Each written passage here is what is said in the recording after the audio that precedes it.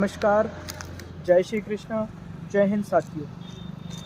साहित्य समाज का दर्पण है। आज हमारे समाज में हम जो भी देखते हैं, यदि वो कलमबद्ध हो या हो जाता हो तो वो साहित्य कहलाता है। साहित्य ने सदैव हमारे समाज के विकास में बहुमूल्य योगदान दिया।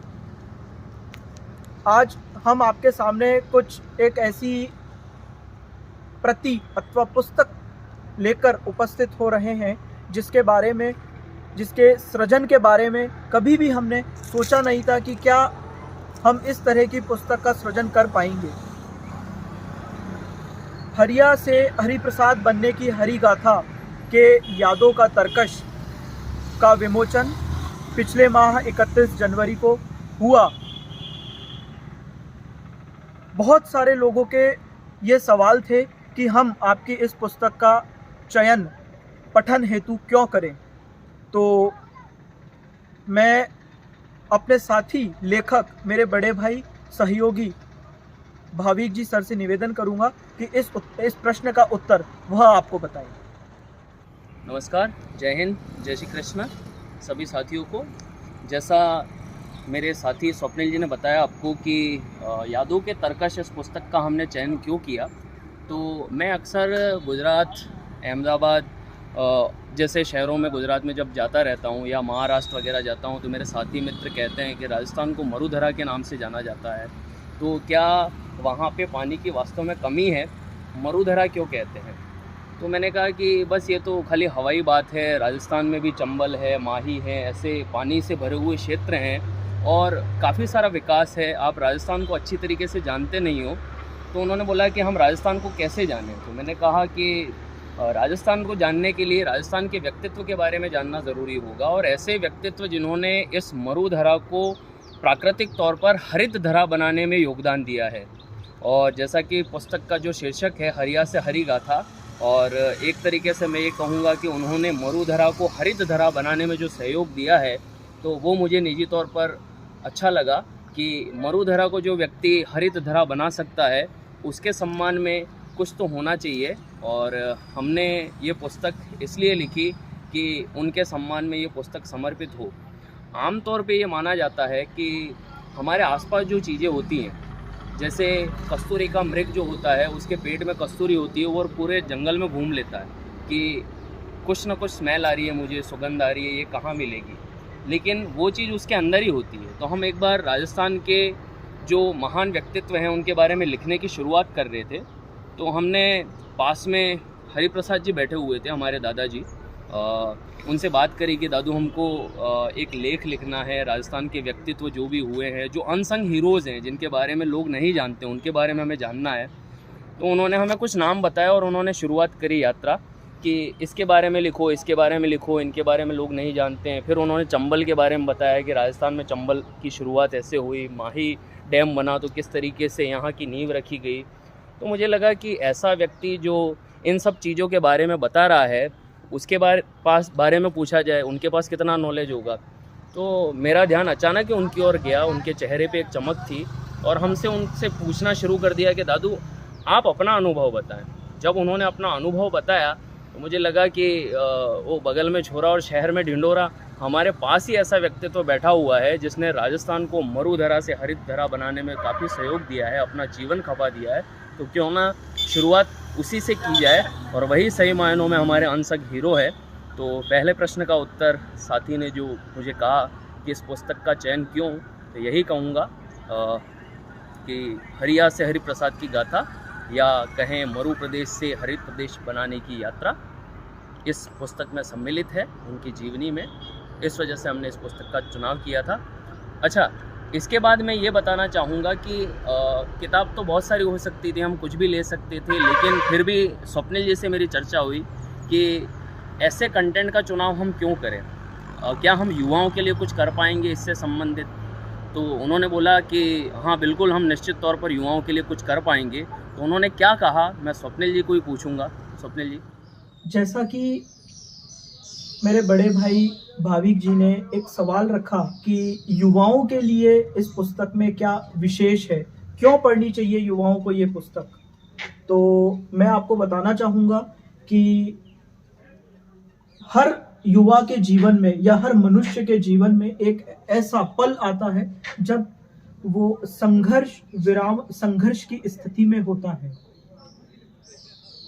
बहुत सी परिस्थितियां उसे उतार चढ़ाव की बजाय कसौटी पर रख देती है, जिसके कारण वो दिग्भ्रमित हो जाता है, पथभ्रष्ट हो जाता है। जैसा कि हम पिछले कई वर्षों से देखते आ रहे हैं कि कोरोना पीरियड ने कई सारे युवाओं को बेरोजगार किया।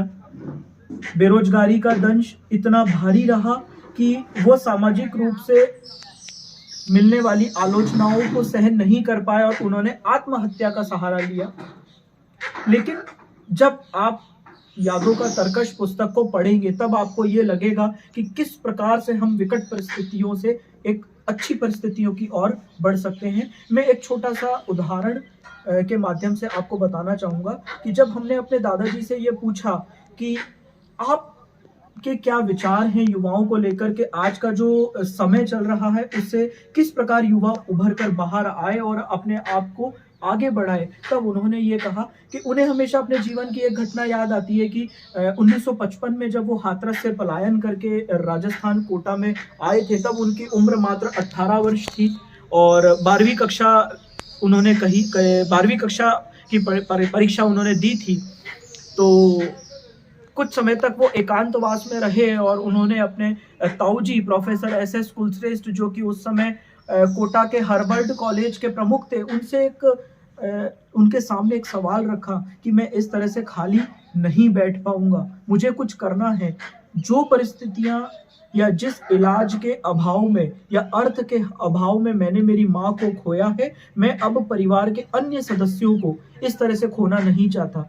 तो उनके ताऊजी ने उनको ये कहा कि राजस्थान चंबल नदी घाटी परियोजना का कार्य चल रहा है जिसमें मेरे बहुत सारे लोग हैं, तो मैं आपको एज ए LDC के पद पर वहां पर लगवा देता हूं। उस समय की राजकीय सेवा में आने की एक सामान्य प्रक्रिया होती थी कि अनुशंसाओं के आधार पर नौकरी मिल जाया करती थी। तो दादाजी धीरे करके उन्होंने मेहनत से अपने आप को न सिर्फ एक LDC अपितु जनता का सेवक के रूप में उन्होंने अपने आप को सिद्ध करने का प्रयास किया।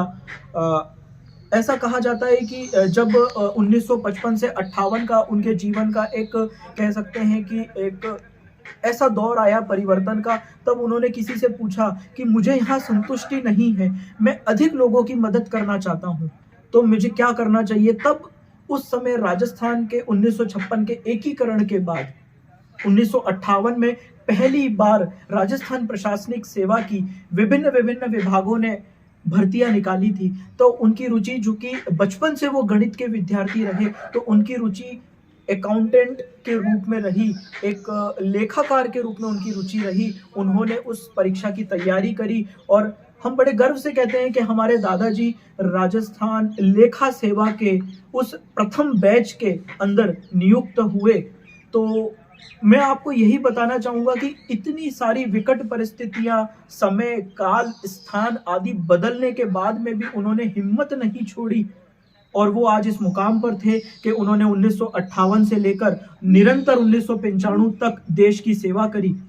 तो यही है कि संघर्ष विराम संघर्ष, ये 3 आयाम हमारे या हम हर किसी युवा के जीवन में आते हैं। बस हमें उस पर टिके रहना है। हमें धैर्य, संयम और समर्पण के साथ अगर हम उस पर बने रहेंगे तो हमें पथभ्रष्ट रास्ते को नहीं अपनाना पड़ेगा। मैं इसके बारे में आपको बताना चाहूँगा कि युवाओं को लेकर उनके और अधिक क्या विचार थे, इस बारे में अब मेरे जो बड़े भाई हैं भाविक जी, वो आपको और थोड़ा कुछ बताएंगे। जैसा युवाओं के लिए स्वप्निल जी ने कहा, मैं 2 लाइनों के साथ बताना चाहूँगा कि सहज ही नहीं गिरते ख्वाहिशों के फूल झोली में, सहज ही नहीं गिरते ख्वाहिशों के फूल झोली में।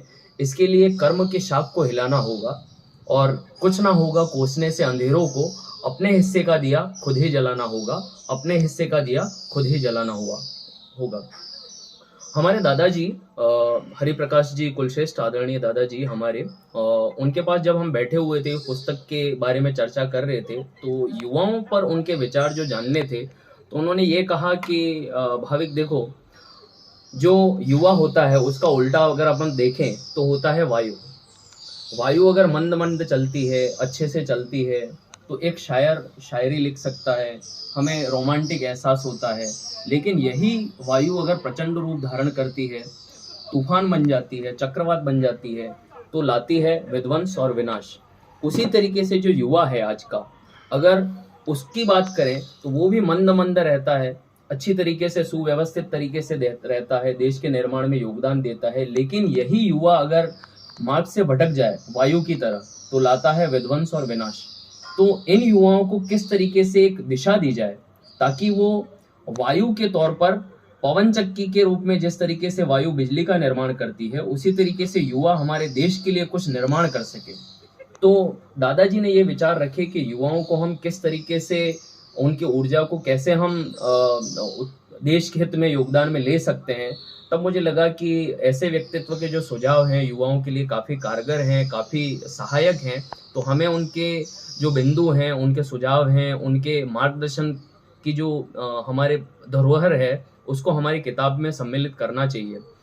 दूसरी चीज़, युवाओं के अलावा आमतौर पे देखा जाता है कि किसान, जैसा कि हमारे आदरणीय प्रधानमंत्री जी ने नारा दिया था, जय जवान जय किसान। तो जवानों के बारे में दादू की सोच हमने बताई। इसके बाद किसानों को लेकर भी आमतौर पे सरकारें हैं या व्यवस्था है वो सोचती रहती है। कागजों पे बहुत सारी चीज़ें किसानों के लिए हो जाती हैं, लेकिन किसानों के लिए धरातल पे बहुत कम हो पाता है। तो दादाजी से बात करते हुए हमें लगा कि किसानों के लिए धरातल पर जिसने किया है, जिसको कहते हैं नील के पत्थर, मैं मेरी भाषा में कहता हूँ कि दिखाई देती है खूबसूरती मंजिल की जो हमें नज़र आती है, और वो नींव दबी रह जाती है जिस पर पूरी बुनियाद या पूरी मंजिल का बोझ ऊपर है या टिका हुआ है। तो दादाजी ऐसे ही व्यक्तित्व थे। हम बड़े बड़े नाम जानते हैं जिन्होंने ये डैम बनाए या जिन्होंने फीता काटा, लेकिन डैम बनाने के मामले में, किसानों के लिए कुछ करने के मामले में धरातल पर जिसने किया है, क्या वास्तविकता में उनको पहचान मिल पाई? क्या हमारे ज़िले के किसान हैं उनके बारे में जानते हैं जिन्होंने माही डैम निर्माण की नींव रखी? ये एक प्रश्न चिन्ह है हमारे ऊपर कि हमारे जो वीर योद्धा हैं जिन्होंने ज़मीनी स्तर पर किसानों के लिए कुछ किया है, माही डैम, चंबल आदि का निर्माण किया है, जिस वजह से हमारे किसान आज समृद्ध हैं, वर्ष में 3 बार फसल उगा रहे हैं और आसानी से किसी भी मंडी में जाकर सब्जी बेचते हैं, फसल बेचते हैं और खुश हो जाते हैं। लेकिन उन्हें भी ये नहीं पता है कि उनके लिए जिसने किया है वो हमारे ज़िले में ही मौजूद है व्यक्ति। तो यही कहना चाहूँगा कि हमारे आसपास जो चीज़ें होती हैं, हम अक्सर उनको अंडर एस्टिमेट करते हैं, उनके बारे में ज़्यादा सोचते नहीं हैं, लेकिन हमारे आसपास बहुत सारी चीज़ें होती हैं जिनसे हम प्रेरणा ले सकते हैं। दादाजी का जीवन उसमें से एक है, जिसकी वजह से हमने इस पुस्तक का उनकी जीवनी को पुस्तक में लिखने का प्रयास किया और एक आकार देने की कोशिश की कि हमारा युवा इसको सही तरीके से साध सके और अपने जीवन में उससे कुछ ना कुछ सीख सके। और मैं यही कहना चाहूँगा कि इस पुस्तक को पढ़कर एक भी युवा अगर प्रेरित होता है, सकारात्मक दिशा में जाता है, तो निश्चित तौर पर हमारा पुस्तक लिखने का उद्देश्य सार्थक होगा। और आगे के बारे में जो पुस्तक की चीज़ें हैं, वो हमारे जो मार्गदर्शक हैं, हमारे गुरु हैं, जिनसे हमें प्रेरणा मिली कि ये पुस्तक हमें क्यों लिखनी चाहिए, जीवनी को आकार लेखन के तौर पर क्यों देना चाहिए, उनका वीडियो हम प्रस्तुत करेंगे और आपको बताएंगे दर्शकों को कि इस पुस्तक के अंदर क्या चीज़ें ऐसी हैं जिसकी वजह से आपको ये पुस्तक पढ़नी चाहिए। वो 2 लाइनें अंत में कहना चाहूँगा कि अपने युग को हीन समझना आत्महीनता होगी, सजग रहो अन्यथा दुर्बलता और दीनता होगी। जिस युग में हम हुए वही तो अपने लिए खड़ा है। आहा हमारे सामने कितना कर्म क्षेत्र पड़ा है, आहा हमारे सामने कितना कर्म क्षेत्र पड़ा है। बहुत बहुत धन्यवाद।